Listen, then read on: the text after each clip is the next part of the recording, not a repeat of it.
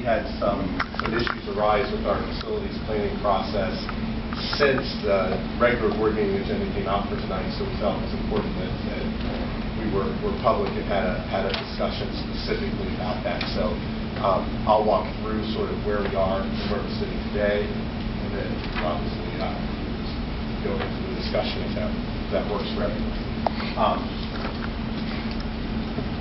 We have, towards the beginning of the year, contracted with Harrison Planning Group to do our facilities planning process, and have had a couple road bumps in that. So there have been some good things that come out of that. I think a very solid facilities assessment that gave us a framework and an estimate, a rough idea of where we are from a facility standpoint that we intend to continue to use through this process, and I think that's an important document. But I wanted to outline, and I know that the board has seen some of the specific information, three specific issues. In May of 2016, when we started with the firm, there were a lot of documents that the consultant wanted to keep secret, and we as an oversight committee and the task force felt it was very important that every single document that was produced on our facilities was public and posted on our website and transparent. At the end of the day, this is our process, not a consultant's process, and we started from the beginning with the community input's going to determine the outcome, and so that became very important to us that we weren't keeping certain documents in a secret file cabinet and putting other documents public. Every single thing that was produced, we want to make sure. And then those documents were made. That was sort of a bone of contention as we worked through the process. And then in September of 2016, right when the assessments came out, we worked with the consultant quite a bit, who wanted to start, quite frankly, creating some very specific options. And once again, we felt as an oversight committee and a task force and a board of education that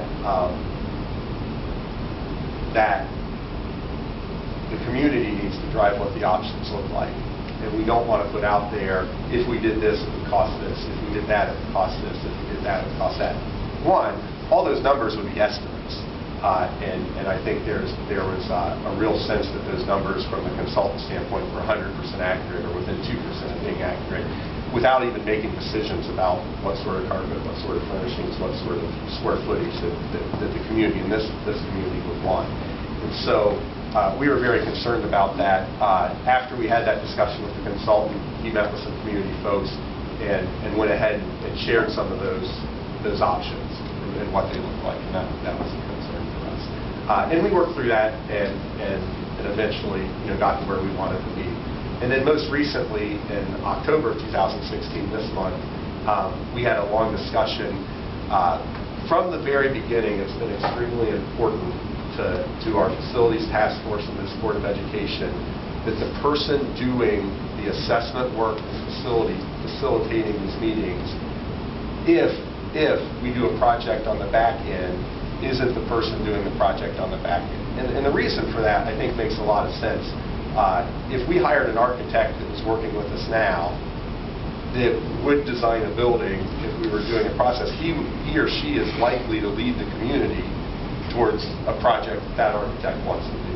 And so we were trying to create a real line in the sand to say, whoever does our assessment and community facilitation work doesn't do any work on the back end. So Harrison Planning Group had no intent of doing work on the back end, but then they used subcontractors for some of the assessments.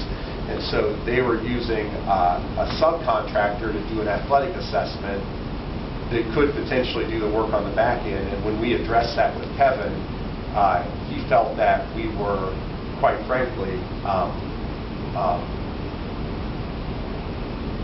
he took that very personally, and in my estimation, responded in a very unprofessional manner and decided that he no longer wanted to work with the district, and really took a very personal tone and attacked members of the task force and the Board of Education in doing that. Where we are with this contract right now, we paid him for the work he's done. We haven't paid him for future work.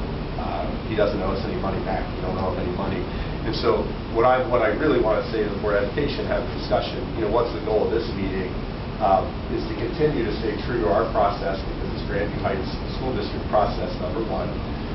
Number two is to go back to the facilities task force, and we have a meeting scheduled for a week from tomorrow to really work with that group to determine next steps to fill that role in a facilitator, or figure out who we need to help us with our processes.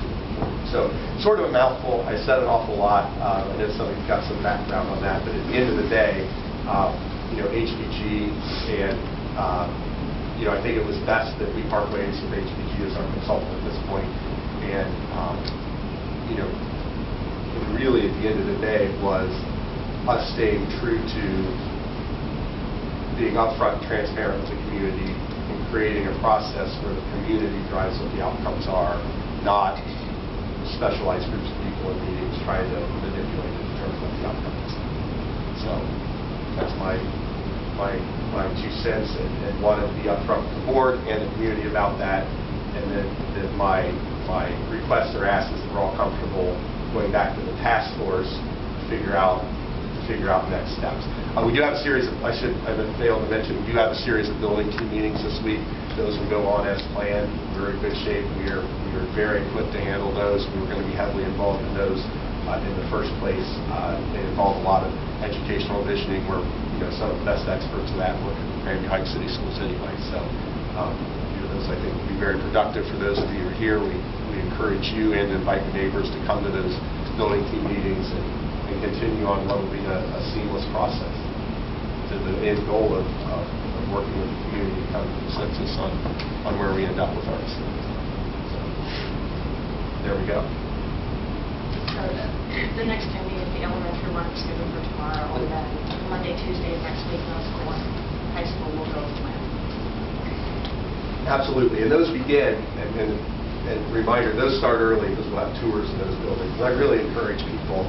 I worked in this district for 3 years, and when I was first on the board, I asked to go through tours of those buildings, and there were things, positive and negative, I didn't know existed. So I think those are worthwhile doing, and I encourage people to get folks and look at those buildings and see it firsthand. Understand the schedule. And next week we'll have the first meeting, and that's where you're suggesting kind of go back and raise them now, like engagement and consulting. Stephanie, I'm sorry to interrupt you, but the acoustics are terrible in this room. Oh, sorry. I'm under kind of recapping what I heard. Sit up here. Unfortunately, I sit there on the board because I'm here. Yeah, please feel free to. I'll have Brett turn it off. In all seriousness. All right, so go ahead. Speak up. Well, so the meeting next week with the task force. Well, so the building meeting will go on as planned, and then the meeting next week with the task force would be to kind of regroup and get some feedback about what we do next, whether we engage another consultant or. Yeah, my mind's more specific that we have a process, and I don't see why that process would change. I mean, I think all the meetings are the same. I think the process is the same.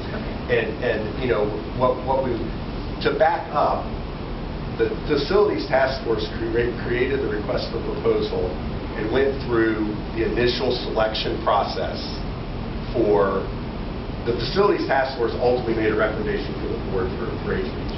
So we think it's more than appropriate to go back to the task force, talk through these issues, and then also, more importantly, decide, okay, here is our process, what do we need? That may be one firm, that may be one person, that may be a combination of things. Because at the end of the day, it's our process, and it never hinges completely on one personality. And as a matter of fact, if it does, I think that we had a problem with our process, quite frankly. Process-wise, I don't have the calendar in front of me. What was supposed to occur after the first these building level meetings that start tomorrow? I believe we do a set of building level meetings, another set of building level meetings, community meeting, full meeting, 2 more sets of building team meetings, and a community meeting. And what's supposed to happen in between? So there's no elementary meetings tomorrow night. With regard to